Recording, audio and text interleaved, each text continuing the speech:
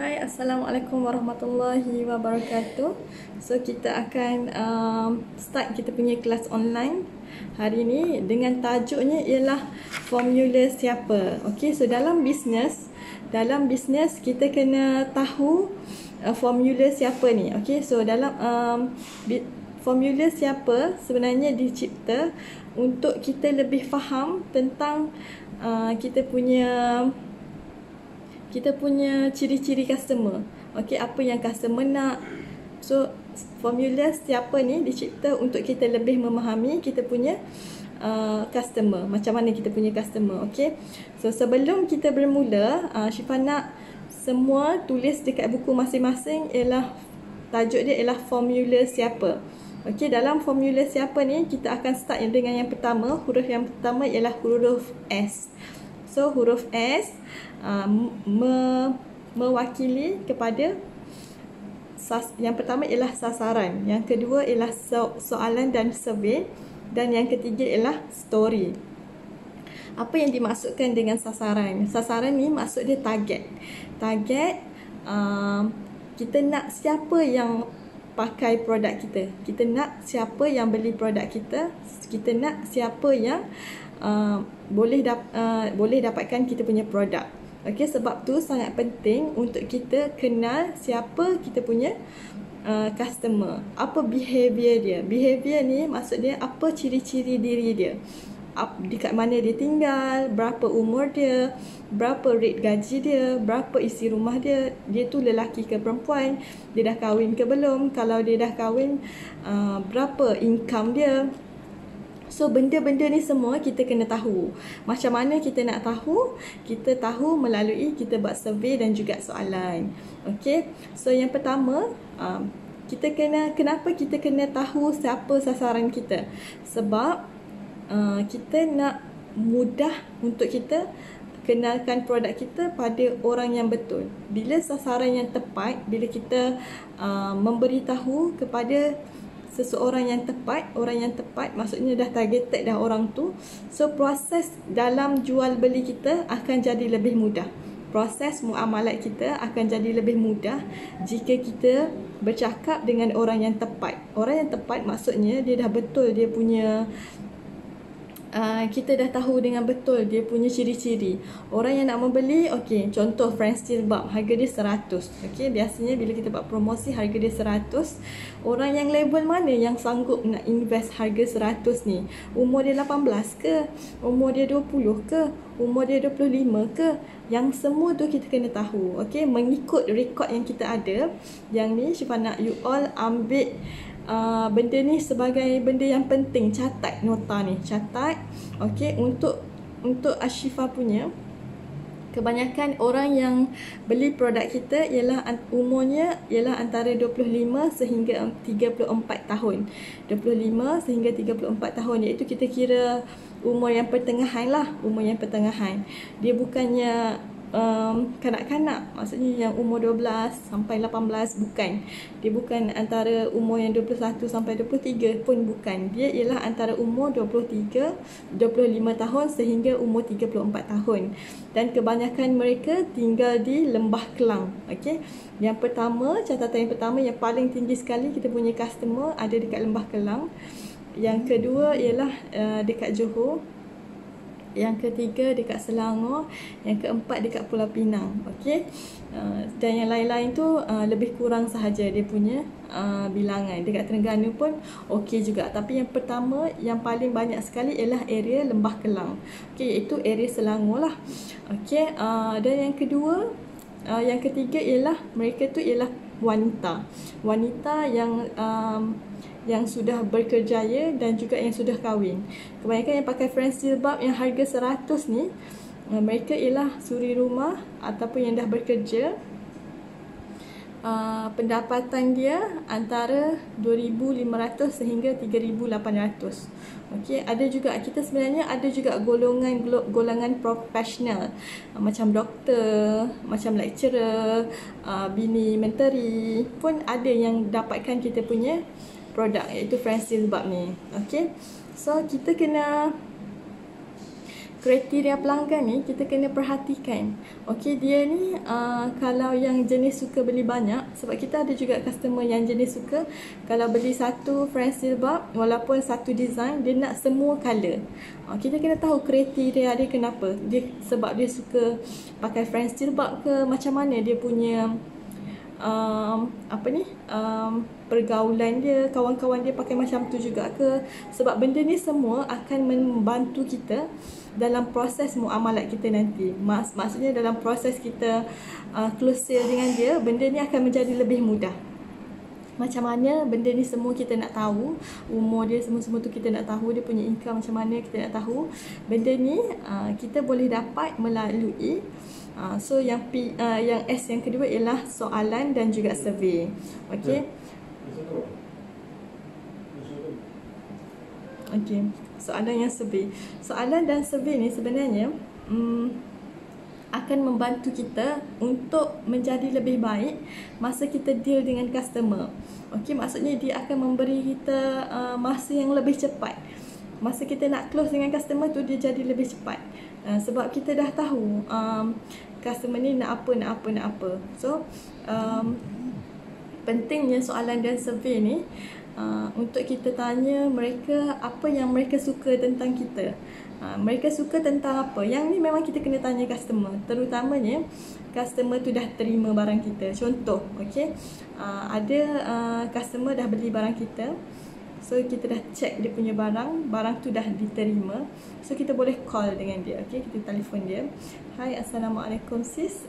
Saya Dropship Ashifa.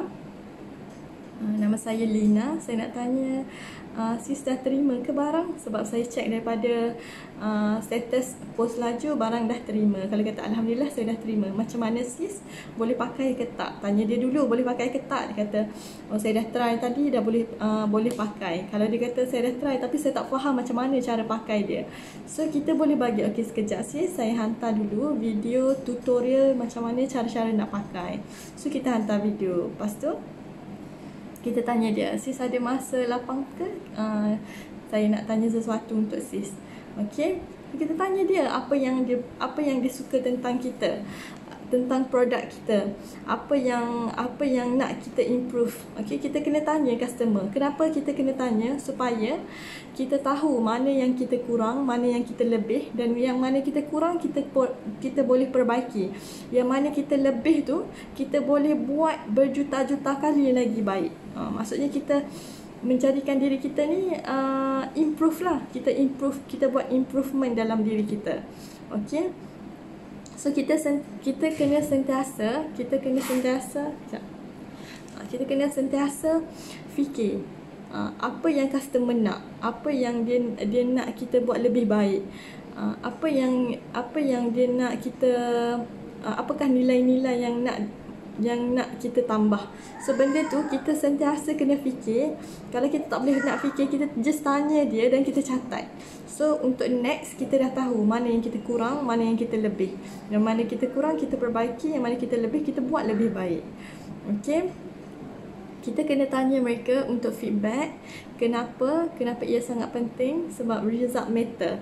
Okey, result matter ni maksudnya orang mempercaya dengan kita bila kita tunjukkan result, kita tunjukkan bukti orang dah membeli dengan kita. Sebab tu kalau you all semua perasan, Syifa banyak share tentang feedback, share testimoni, minta customer share dia punya kisah inspirasi bila pakai French jilbab daripada Syifa. Kenapa?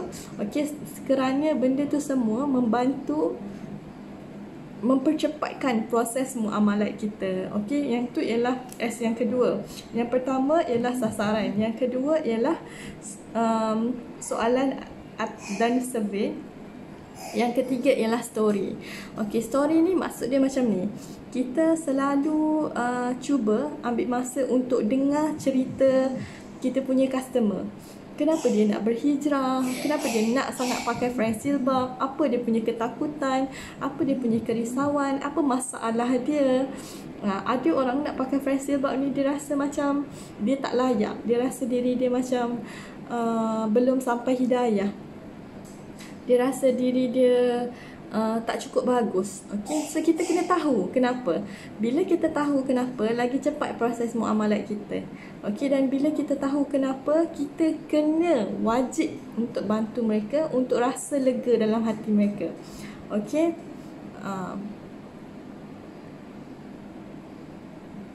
dan bila kita tahu cerita di sebaliknya, kita boleh gunakan cerita ni atas persetujuan lah, okay, dan kurungan atas persetujuan daripada customer tu. So kita boleh guna balik yang diorang cerita ni sebagai konten untuk kita buat Facebook posting ke, IG posting ke, dalam social media, tak ada masalah. So orang sebenarnya suka baca cerita. Macam mana orang kita punya orang Malaysia ni, dia baca buku dia tu malas. Tapi kalau baca kisah-kisah, baca cerita, kisah inspirasi terutamanya, mereka jadi rajin. Mereka sangat suka baca-baca benda yang macam tu. So kita tahu apa yang mereka suka, kita just buat lah. So dia akan membantu untuk kita dapatkan engagement lebih tinggi. Okay, so next ialah huruf I. Kita tadi kita cakap tentang formula siapa, iaitu cara untuk kita kenal kita punya customer behavior. Okay, so kita dah sebut tentang S yang pertama, S yang kedua dan juga S yang ketiga. So sekarang ni kita akan bercakap tentang huruf I, iaitu formula siapa huruf I. Okay, I dekat sini ialah isu-isu kritikal. Isu-isu kritikal ni bermaksud dia apa pressure, apa masalah, apa kekecewaan, apa kesedihan, apa kebengangan. Okey, yang ini ialah isu-isu dalam huruf I. Kenapa huruf I ni penting? Okey, kadang-kadang customer ni dia nak pakai friends jilbab ni, dia ada isu-isu yang dalam diri dia tu tengah bergolak dalam diri dia. Kadang-kadang tu suami dia yang dia tak nak pakai lagi, tapi suami dia dah paksa-paksa dia pakai. So dia tu macam rasa kebengangan dalam diri dia, tapi dia tahu tutup aurat tu wajib. Okay, macam isu lain, macam dia kecewa kawan dia asyik peli-peli dia ke, ataupun dia rasa isu ketakutan macam bila dia keluar, bila dia keluar, ramai lelaki macam kacau dia. So dia rasa macam kerisauan, ketakutan dalam diri dia. So dia rasa macam aku tak boleh lah teruskan pakai pakaian macam ni, menjolok mata ni, orang asyik kacau je. Nak pergi mana-mana, nak jalan pun rasa tak selesa. So dia rasa dia sangat perlu pakai friends jilbab ni supaya orang tak kacau dia lagi. So yang ni ialah perasaan isu-isu yang kita perlu titik beratkan benda ni. Okay, so bila kita tahu isu ni, lagi mudah untuk kita close dengan customer. Okay, so macam friends jilbab, isunya ialah ramai orang yang datang butik lah. Macam Syifa perasan ramai yang orang datang butik ni, mereka nak cari pakaian yang untuk bawa pergi umrah atau haji. Tapi isunya ialah dia orang susah sangat nak cari pakaian yang betul-betul memudahkan, menjimatkan masa dan menjimatkan duit. Maksudnya bila orang ni nak beli pakaian umrah ataupun haji, dia orang kena beli jubah asing, nikab asing, handsock asing. So kalau dia pakai friends jilbab, semua tu bukan asing, dia semua tu sekali sebab sudah dijahit sekali. So kita faham tentang isu tu, so benda tu lah akan jadi modal untuk kita gunakan masa kita close sale. Maksudnya kita akan cakap dengan dia, puan, kalau puan pakai friends jilbab ni mudah tau puan. Sebabnya bila puan dalam travel, maksudnya daripada Madinah nak pergi ke Mekah, waktu dalam travel tu puan nak berhenti solat kan, mudah, tak payah nak pakai telekung, tak payah puan nak bawa beg asing, nak bawa telekung, just pakai je friends jilbab ni. Okay, dia sangat memudahkan. Contohlah puan dekat hotel, bila basuh baju, bayangkan benda ni bukan bersambung macam pakaian yang puan pakai sekarang. Puan nak kena gantung tudung, gantung jubah, gantung nikab, handsock, dan bila tiba-tiba nak pergi ambil, handsock ada satu, nikab tak tahu dekat mana. So benda tu dia jadi macam kesusahan. Okay, tapi berbeza dengan puan ambil friends jilbab ni, benda ni semua sudah bercantum. Puan gantung je, okay, bila nak angkat satu je, Dan benda tu semua dah dijahit bersatu, dia tak akan hilang. Okay, so yang tu benda-benda yang macam ni kita boleh sebut berkali-kali untuk kita close dengan customer lebih mudah. Kalau ada customer yang jenis takut kena kacau kan, takut kena ganggu, kita cakap dengan dia, ya Allah puan, kalau puan terus pakai pakaian macam ni, makin ramai lelaki yang boleh ambil kesempatan dekat puan. Sekarang ni kita ada macam-macam masalah, okay? Yang melibatkan wanita ni sering kali dijadikan benda-benda yang tak patut lah. Maksudnya diganggu tepi jalan, kena ganggu, kena rompak. Ada perempuan yang kena gangguan seksual, kena sentuh, kena raba macam tu kan. Disebabkan kenapa? Kadang-kadang disebabkan isu pakaian. Okay, tapi kalau kita berubah, berhijrah, pakai friends jilbab, tutup habis, orang lelaki nak tengok pun tak rasa malu. Orang perempuan nak tengok pun lagilah rasa macam segan nak tengok kan. So yang ni benda-benda semua tentang isu ni, kita kena ambil benda ni sebagai benda, antara benda yang terpenting juga untuk memudahkan kita. Bila kita dah tahu, kita nak close sale lagi mudah. Okay, kenapa orang sanggup nak membeli? Okay, ada orang sanggup nak invest duit 100 nak beli friends jilbab. Kenapa? Kadang-kadang ialah isu air muka. Okay, isu air muka maksudnya macam ni. Dia tak, macam tadi yang Syifa cerita ialah dia takut kena kacau dekat luar. So dia rasa dia better pakai tertutup semua. Dia rasa macam takut. Yang tu pun isu air muka. Maksudnya dia rasa macam diri dia bila pakai seksi tu hilang keyakinan diri. Dia rasa macam tak, dia macam rasa macam orang pandang hina dekat dia. Dia rasa ni dia punya maruah ni dipijak-pijak. Dia rasa rendah diri. So bila dia pakai tertutup, orang macam hormatkan dia, tak kacau dia lagi. So benda-benda ni kita panggil dia isu air muka. So yang pertama ialah isu kritikal, iaitu isu-isu macam kita rasa diri kita kekecewaan, kesedihan, kebengangan, pressure. Yang kedua ialah isu air muka. Okay. So yang ketiga ialah keinginan ataupun impian. Apa impian orang bila pakai friends jilbab? So dia punya impian ialah dia rasa diri dia rasa boleh membuatkan hati suami dia rasa lebih gembira. Sebab bila dia dah tutup aurat, dia dah menutup, okay, gangguan lelaki. Kadang-kadang suami rasa cemburu sebab lelaki asyik duduk kacau kan. Kadang-kadang kawan-kawan sendiri bercakap, ya Allah cantik bini kau macam ni kan. So dia rasa macam, ya Allah, macam cemburu kan. So bila kita dah pakai macam dia punya isteri dah pakai pakaian yang betul-betul tutup aurat, betul-betul menjaga, so dia dah rasa kat situ, dia rasa macam dia punya keinginan, dia punya impian tu sudah tercapai. So yang seterusnya ialah I impian. Okay, orang pakai friends jilbab ni kebanyakan orang nak jaga maruah suami. Dia rasa macam nak appreciate suami dia. Ada orang yang pakai menutup aurat ni sebab dia rasa diri dia mesti pakai. Okay, sebab Allah dah gariskan dalam Al-Quran, wanita kena menjaga aurat dia. Macam tu.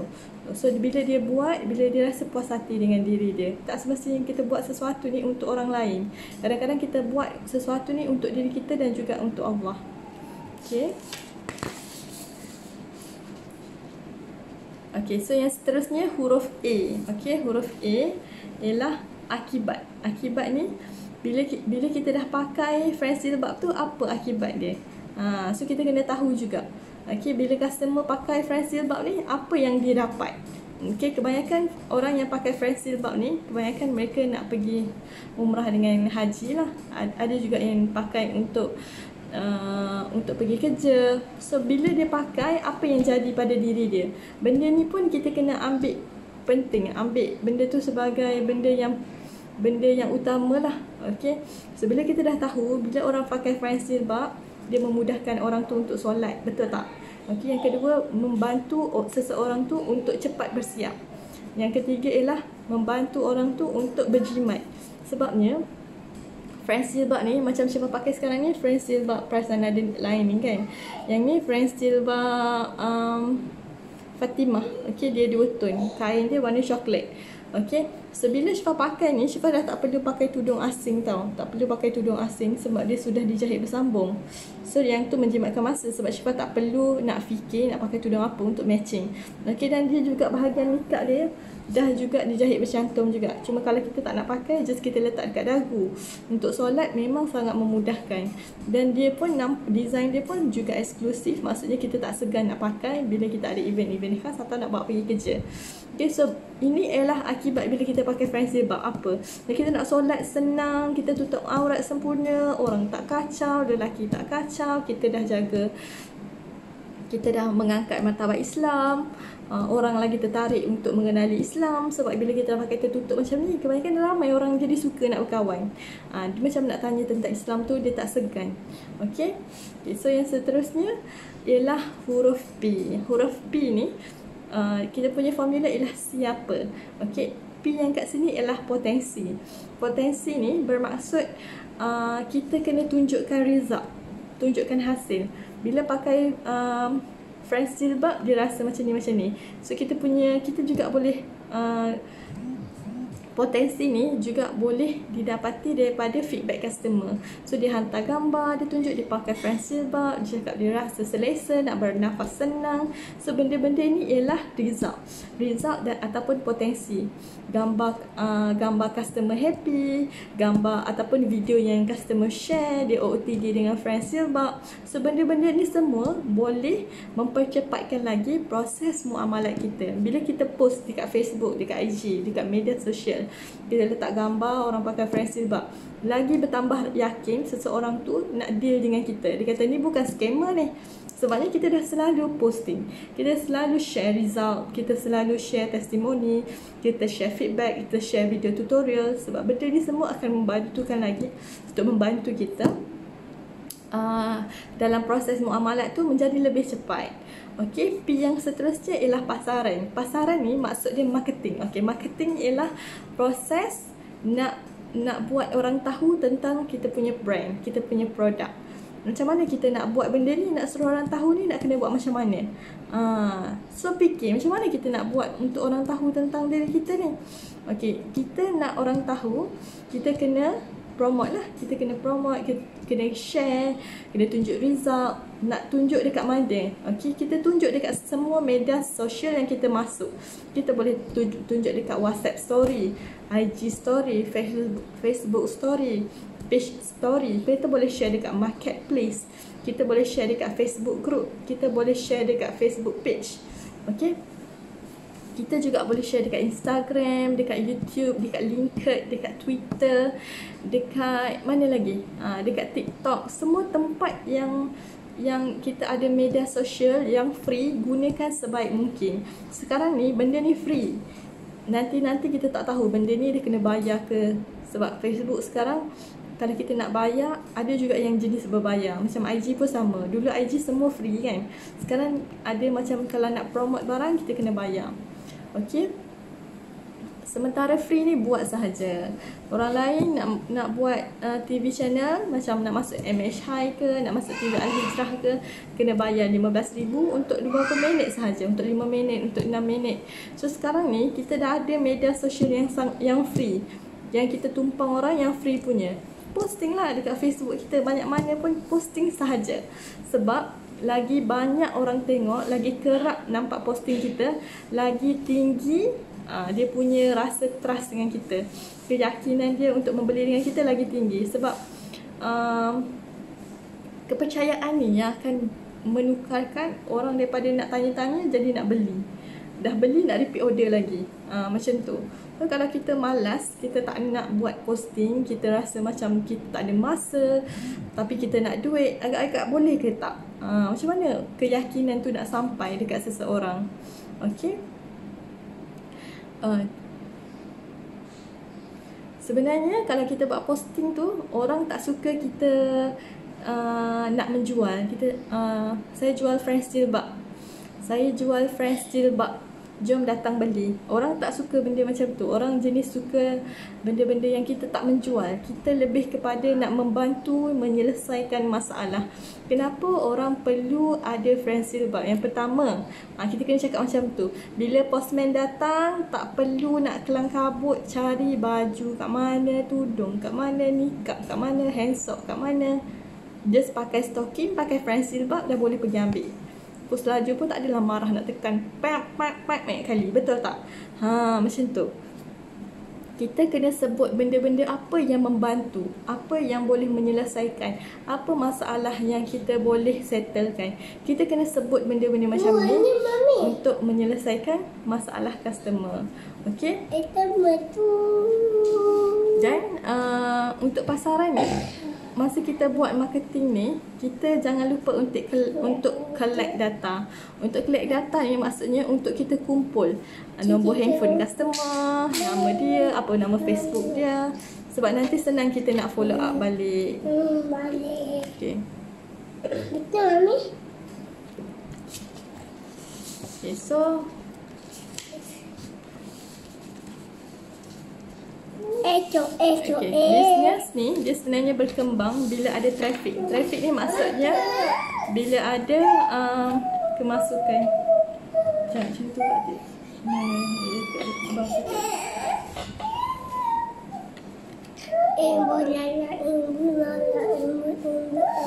Okay. Okay. Seterusnya ialah P. P ni maksud dia pakar. Pakar ni bukan kita nak cakap kita ni pakar jantung ke macam doktor tu kan. Bukan. Sebenarnya bila kita ada perkataan pakar ni, orang akan lebih prefer nak dapatkan dengan kita.